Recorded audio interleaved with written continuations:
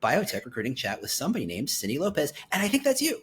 That's me. That is me. Hey, everybody. Thanks so much for tuning in for another edition of Biotech Recruiting Chat. I am joined by the one and only Cindy Lopez of Pattern Bioscience. Did I get that right? Bioscience. Bioscience. There's like the back half of every biotech company's name, biomedicines, biotechnology. It's always such a crapshoot for me. Yeah. Thanks so much for being here. I'm super excited. We don't know each other well yet, but we have becoming good friends as we go. This has been a blast to get to know you and hear more about what you're doing. So thanks so much for doing this little show. Yeah. Likewise, it's been a pleasure, and I'm really excited to chat and connect further. Cool. So for everybody else who goes, what's a pattern bioscience, or what's a Cindy Lopez, I guess technically one might ask, can you give us a quick 30, 60 second bio? There's got to be a better word for that in the biotech world, but CV on what you are all about and where you've been. Sure.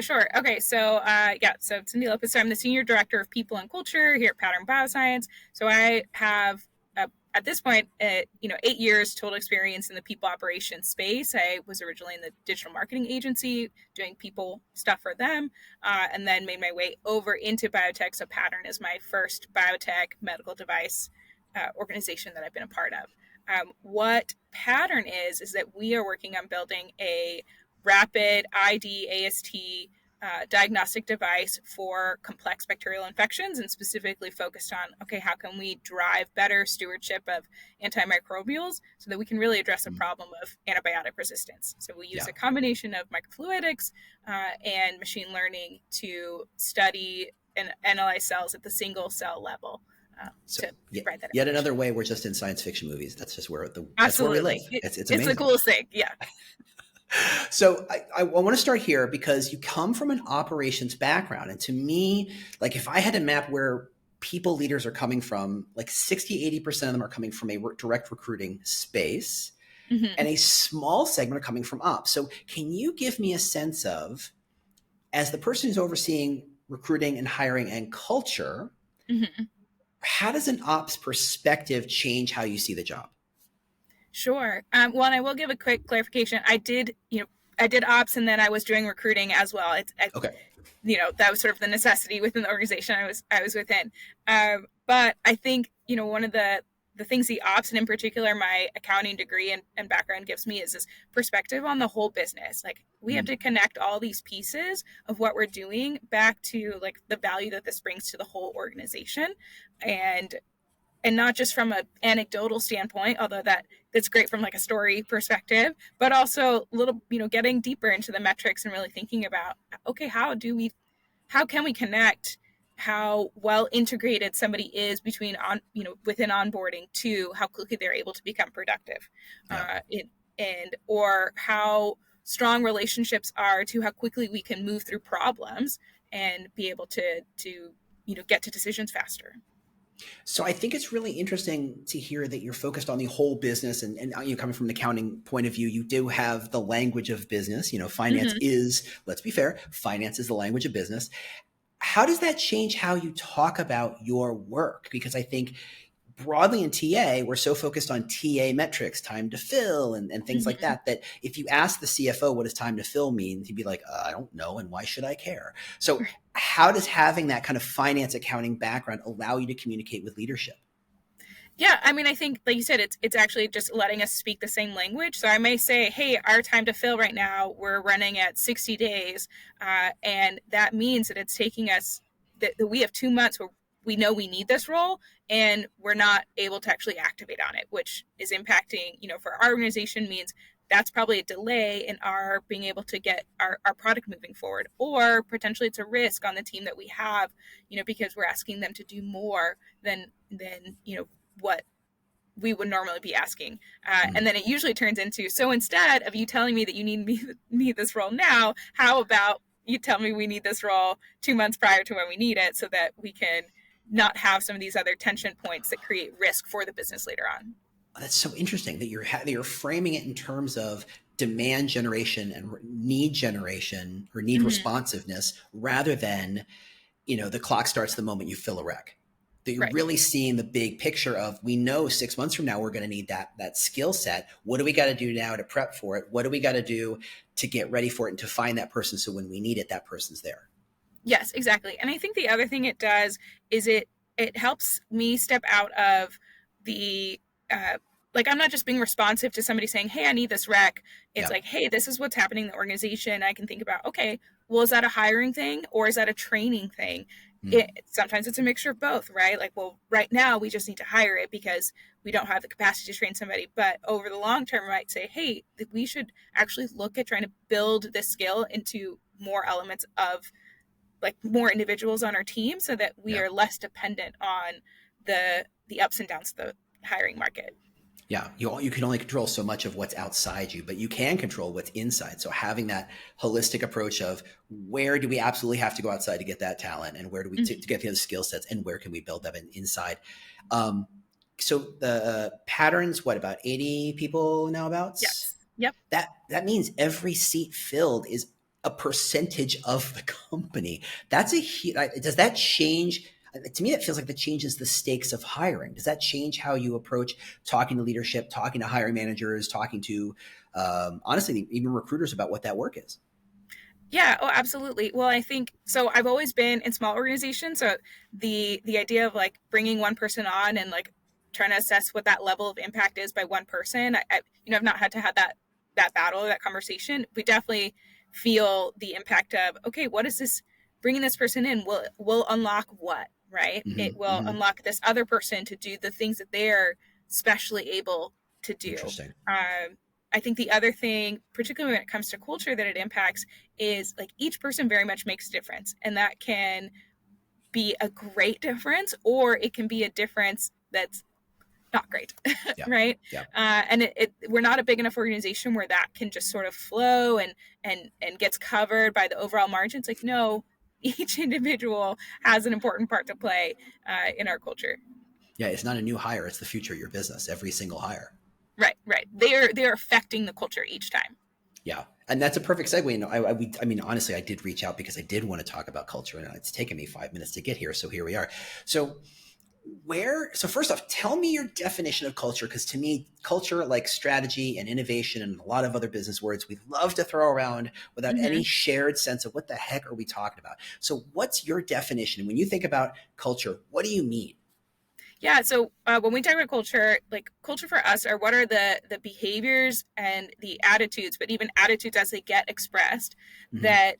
that we reward and that we reinforce and that we embrace, and we say these are the things that allow us to be successful as an organization, and not just Hmm. allow us, but really empower us to be successful as an organization. And so those are the things we want to anchor on and focus in. Yeah, and thank you for focusing on the word behavior. To me, those that it's the action. The culture Mm-hmm. isn't a thing you think about; it's a thing that happens when you act. So, Yes. too many companies kind of treat it like the posters on the wall that says, "These are our values. That must be our culture." You're like, it's No, something else. it's something So, else. Yeah. yeah. So, what do you do to foster and influence the culture?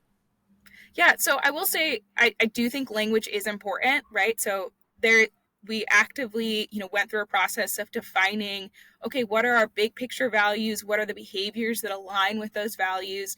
And even getting more discreet of, like, okay, well, what does that look like? How does that show up? How does that show up for a person that, in this part of the organization? How does that show up for a person in this level of the organization? I was, talking earlier about we're launching our, performance review systems Mhm. later this year, and culture is going to be a part of that, right? And so we're going to have these behavioral competencies, and we're going to reference those in the conversations we're having with individuals. Um, and then we include them in our interview process. It's actually the first interview we have with any candidate is Mhm. focused on culture. Oh, And wow. we're specifically looking for those behaviors to be present in either their previous employment, or if they're just coming out of school, what does that look like, in that type of environment. How do you balance this sense of culture add versus culture fit? Right? That seems like a very long going conversation in terms of, like, Mm-hmm.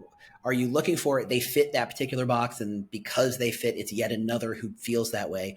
Or is there a way of talking about or thinking about culture to say, that's not a way we behave yet, but I think there's a value add in bringing that in? Yeah. So I think because we're talking about behaviors and intention, that allows there to be a lot of still opportunity for diversity of perspective and experiences, because a lot of times when people talk about culture fit, it Mm, still ends up being like, well, I just want somebody who's similar to me, right? They may not explicitly realize that that's what's happening, but that's what ends up happening. But totally. if we talk about culture add, it's like, hey, how is this person going to bring more to our organization, either more of what we like are already trying to do, or something that we have indeed been missing, right? And we will, when we kick off a role, when we're hiring with teams, we'll say, hey, like what maybe kind of either culture or behavioral aspects do you feel like your team needs, like beyond the technical Mm, competency, right? Do you need, we're working with one team that said, well, we really need somebody who's been a really great bridge, mm. who can help us as our organization's getting more complex to connect with other members of the with other groups in the company. And so then that was kind of a more distinct behavior that we were looking for, as somebody who can cross lines of things. Uh, and yeah. Yeah, I think it's great that it's so intentional. Very often, companies, especially ones that aren't have a huge brand name or are dragging a million applicants to every single if you're not Google and you don't have the world banging on your doorstep saying pick me, Hmm. it's very common to say they don't quite fit, but they have the skill I need today, and so I'm willing to accept that misfitness and not see the bigger picture of if you start to do that a couple of times, you really start to kill the culture. Or not, I mean, not kill, you shift it into something you don't want it to be. So having those conversations early on in terms of the Hmm. requisition filling out, that's super powerful. Do you get pushback? Do you get as close to, I mean, obviously you can't reveal the secret sauce here, but as close as you can get to the granular conversations of talking about the culture you're looking for and the behaviors you're looking for, where does the pushback happen and how do you resolve it? Sure. Well, so I definitely think I've been privileged to work with hiring managers who are just as passionate about our culture as I am. That's helpful. One of the key things in our organization is, our leadership team hired me in fairly early on, and have talked about culture being a key part of what we do from the beginning. And I think every hiring manager we have has experienced what it's like when you bring somebody on and they're not culturally aligned. And that's one of the things, we'll talk about in addition to culture add, is just values aligned. Mm, Um, and and so I think because we're able to again concretely point back to behaviors, and that if these behaviors aren't present, or if you have maybe the opposite behavior present, okay, what's the impact to the yeah. organization, to your team, to you when that's not here? And so yeah, sometimes it might come down to pushback of, well, there's just look at how great their resume is. It's like, that's awesome. I'm sure there's a great organization for them somewhere. But I want you to, like, let's play through this scenario Yeah. here. We saw this, we heard this, that might have this kind of problem here. And just ultimately that it comes down to like, okay, we're not just hiring a bunch of individuals to complete tasks, like we are building teams, and teams depend on culture to be successful, to be larger than the sum of their parts, right? Yeah. In a lot of ways, you're balancing that short term desire. I need to fill that spot. I need that skill set. I need to get right now versus a long term look. Taking that short term action may solve that short term problem, but you're creating all these downstream problems that you're not foreseeing. So having the question or having the conversation of where does that take us and where does that lead? I think that's a great way of approaching and showing the difference between I get the urge for immediately solving that problem, but at least yes, you're thirsty, and I get that drinking the ocean is fantastic. It's going to make you feel like you're drinking something. It's going to feel good. Guess what? The downstream effect is pretty horrible. Yes, yeah, exactly. It Yeah. will lead to death, actually. Well, that's a metaphor I didn't want to bring, but here we are, and that's No. just how it works. So let's change gears a little bit because this is your first biotech role. You've been in role for almost 2 years now, I think. Tell me about your perspective of biotech versus non-biotech, doing the role of hiring, identifying, bringing in, onboarding, and defining the culture for a company inside of biotech and outside of biotech. How are they different? Is there anything biotech could be learning from companies on the outside of the life science space? Sure. Well, so I think things that are true across any organization, when it comes to culture, and is like the things that are true about people, right? Like, what do Mm, people need to do work well, to innovate well? They need to feel cared for. They need to have clear idea of what they're doing and why they're doing it. They need to care about that mission. They need to have good relationships. They need to feel like they belong. And so those are true for people across the board, right? Fair.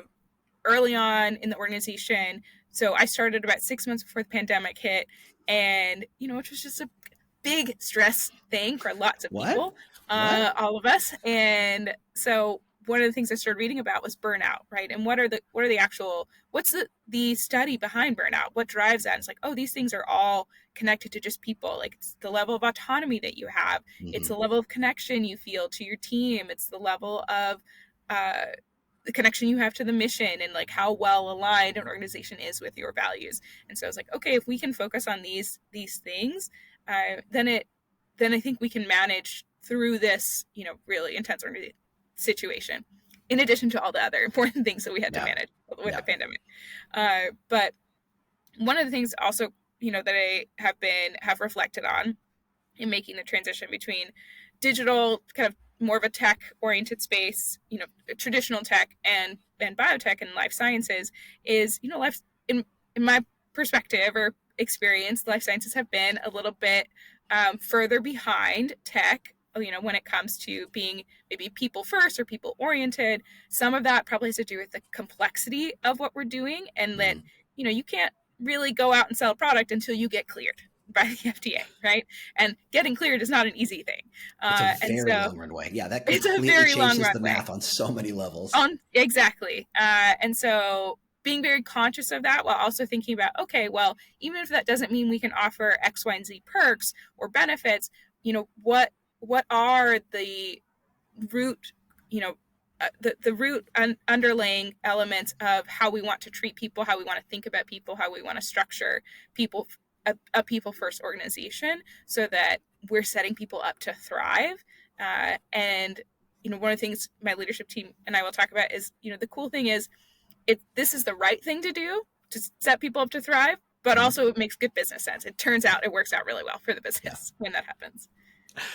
So one of the things that I find in biotech, especially emerging biotechs under 500 people, under 500 staff, is that they all tend to say very similar things about their company, right? We're here to innovate. We're here to save lives.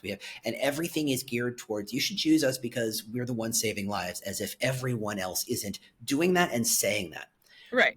How do you kind of manage that challenge of presenting a pattern, capital P pattern in your case, right? Okay, a pattern of, hey, this is why you should consider us, relative to 1,000 other companies of similar shape-ish kind of companies. How do you create that differentiated space so that people go, you know what, it's not just, I guess, pattern, it's I want pattern because there's something different there I want. Right. So I think there's a few things. There's when it comes to the part about saving lives, we're definitely working on a problem that has global impact across all people. Like, all people are going to be affected by antimicrobial resistance. Antibiotics were the thing that has allowed healthcare to launch in the way that it did. Sure. And so being able to protect that is huge. I think the other key thing that we talk about is we have the technology, the conceptual technology to back up our claims, that we actually can make a difference here. And then I think the other part, from like a culture standpoint, that we talk about is that we very much want to bring people on who want to embrace hard problems. And so it's not just you're working on a really cool mission, but you're going to work on it in a way that, like, you feel good about the work that you're doing along the way, right? Like, a mission is great and you get reminded about the mission periodically, but your day-to-day experience comes down to the people you're working with and the way the processes and systems are set up around you, right? And so that comes down to, like, what is it like interacting with your manager? Are they empowering? Are they supportive? Or are they an absentee and or micromanager, right? Neither of those are great. What is your team like? Do you have real team connections? Are you able to have really productive, helpful conflict so that you can get to the best decision possible?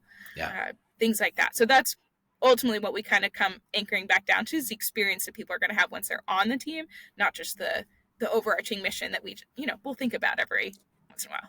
Yeah. And coming from an employer brand standpoint, I think that the specificity around the focus area of the antimicrobial antimicrobial. There's the word. I can There's the spell word. DNA, I swear.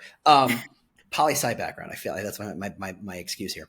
But you're focusing on something that everybody understands. It's a problem people understand. Whereas some companies like, hey, we're going to make this change to this thing that, only 4 people really get. I think that helps create specificity. But I think also leaning hard into this world of, because we're inventing this future, and it's a future that has not been defined and simply cannot be defined, otherwise why it's not really a future, requires interaction. And how do you resolve conflict, and how do you resolve fights, and how do you resolve kind of tensions? I think leaning in on that is a super strong play. I don't think I've seen that enough in biotechs, when truly that's the thing that differentiates one company from another, how you solve a problem and how you tell the story about solving problems. So I love leaning into that. Awesome. Yeah. So I think we're all up here. I have one other question. I have kind of sort of connected and sort of not. So Patterns in Austin, which obviously is not the biotech hub of a Cambridge or Boston area or South San Francisco. Right.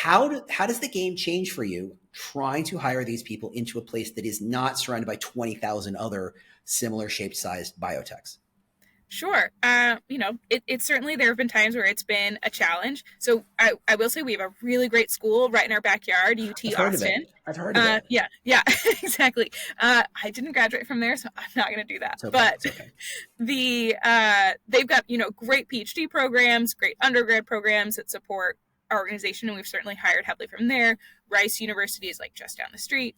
But particularly when it comes to time out. I'm not letting you get away with that. I know you're a Texan, but 3 hours away in Houston is not right down the street. Just putting that out there, just clarifying for everybody else. That's fair. I know that in a lot of other states, that means like you've crossed into another state. You might as well be in another country. Right. So but particularly when we're talking about moving people from outside of Texas to Austin, there's a few things. One, I think they definitely have to be really excited about our mission and excited for what it means to work in a startup organization where they will be a very distinct impact, right? Mm-hmm. No matter what they're doing, they're having a very distinct and clear impact. They have the fun, the satisfaction that comes from doing something that hasn't been done before, from doing a really hard thing. Yeah. And so, we know when we are bringing people in, they're excited and they're bought in to what's happening. And it's not like we are in a total desert of biotech. There are other organizations, I think some of the fears that people can have when they move, and are joining a startup is like, okay, well, what happens if that startup doesn't work out, which, obviously I think we're going to work out great. But I understand people's desire to have a backup plan. It's like, yes, there are still other great organizations here in Austin, and Austin is growing as a life sciences hub. Actually, I think we just got some information about a new hub, like space for like kind of incubator space up in North Austin that will be really, really great and exciting. And it's really close to where Austin FC has their practice fields, which I think personally is really cool. There you go. Yeah, I think for all the talk about Austin's growing, it's North Austin that's going nuts. North Austin is exploding. It's crazy.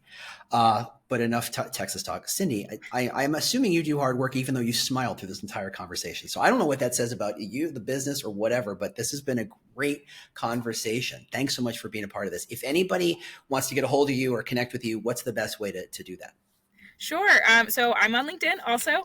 So you can find me, Cindy Lopez, and at Pattern Bio. And honestly, that's probably the main way. And if you want to connect further, feel free to send me a DM, and we'll go from there.